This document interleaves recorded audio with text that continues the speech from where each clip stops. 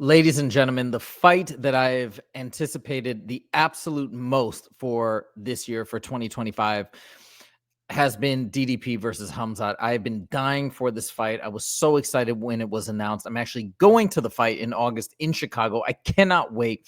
And if you guys are new to the channel, I am a full-on massive fan of Khamzat. I've been a fan of his since 2020, since he first burst onto the scene. I've been waiting for him to finally get his title shot. I have said over and over that I believe he can and will be the biggest star in the sport. But in order for that to happen, he's got to get through DDP. And this is the fight that is about to go down. So there's a lot of anticipation. Now, the cool thing about this fight is both guys are undefeated in the UFC. While Dricus has had losses, but he hasn't had any in the UFC. So this is a massive fight. To me, this is the most interesting and wildly fascinating fight in terms of what could potentially happen. That being said, I do believe that Khamzat will get this done. But there's only one guy that has fought both Khamzat and DDP, and that is a former champion, an amazing MMA analyst, Robert Whittaker. Now, I made a video not too long ago where he kind of talked about the fighters, but he wouldn't make a pick. Now he has finally spoken. He has given his verdict, and I have to admit, I don't know if anybody knows these two fighters better than Robert Whittaker. In addition, he is just so intelligent when he makes fight predictions and breaks down fight styles and whatnot and matchups. He's the best. And he finally has spoken on the matchup. Let's hear what he has to say. Here is the verdict.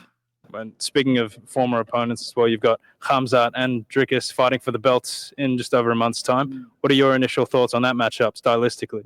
So honestly, I'd have to say Dricus would be a favorite. He probably is a favorite, but I think I'm leaning towards Dricus. The question, the whole thing can be summed up. Chimaev will take him down. Yeah. Will he finish him before he gets back up? That's the $1 million question. Because if he doesn't finish him on the ground, I think he loses. But yeah, wait and see. And you're still chasing those two blokes, I imagine, whether it's...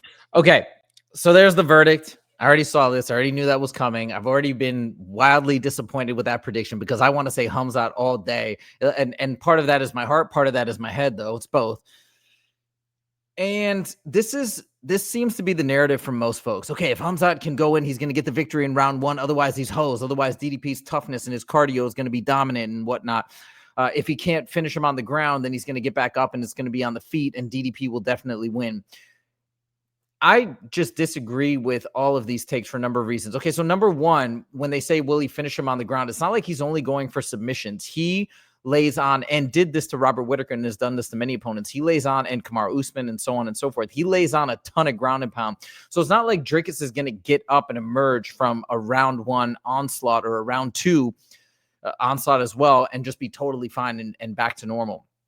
So to me, I think that's short-sighted, number one. Number two, I think, and MMA Joey has talked about this, I think the notion that Khamzat has quote-unquote like not bad or bad cardio, or his cardio is not as good as DDP, I believe that's a myth. I think he's hung tight and actually won round, the third round. I think he won the third round against Gilbert Burns on the scorecards.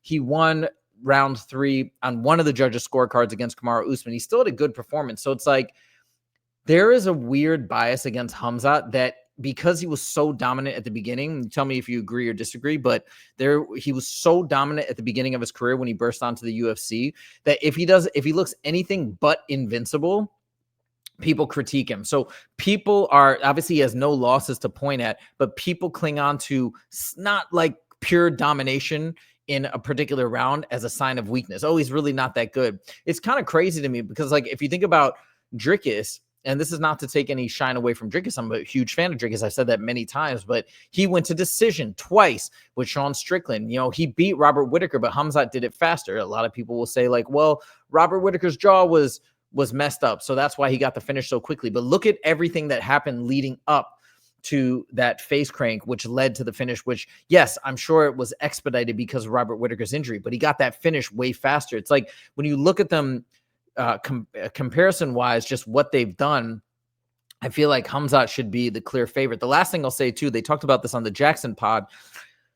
When it comes to traditional striking, even the folks on the Jackson pod, and this includes the whole crew, Luke Rockhold, TJ Dillashaw, etc., real amazing analysts of the game, they say from a conventional standpoint, from a Muay Thai standpoint, Khamzat probably has the cleaner striking, but what makes DDP difficult, and Justin's broken this down, is the way in which he throws his strikes together, strings them together and throws them while moving forward and doing really unorthodox movements. And that's what makes him tricky to read. I mean, that being said, I actually don't think it's a massive advantage in my humble novice opinion, but I don't think it's that much of an advantage for Dricus. Plus, Khamzat clearly has the advantage, in my opinion, on the ground game. I think he has it not just over Dricus, but over anybody.